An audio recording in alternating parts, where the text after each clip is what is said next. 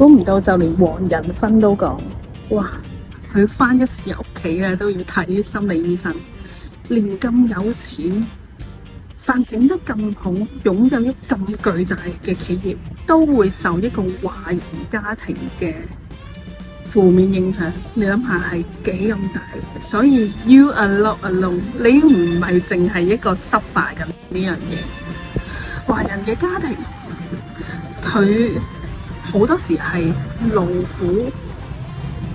一路打拼上嚟嘅。佢個準則係我好辛苦先要得到回報，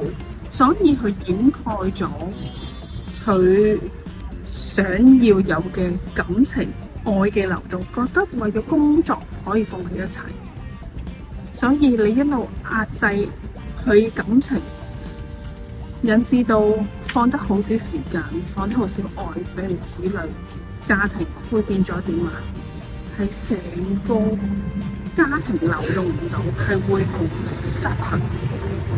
同埋所有都係黑子女，所有華人家庭都黑子女，佢哋嘅唔安全感，佢哋嘅不信任感，係會令到個子女成日好焦慮啦，唔相信自己啦，覺得好冇安全感，唔值得被愛嘅。嗱，喺呢一代裏面，我哋就要學識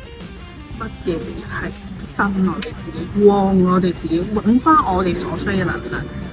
所以我有我嘅服務提供俾你哋。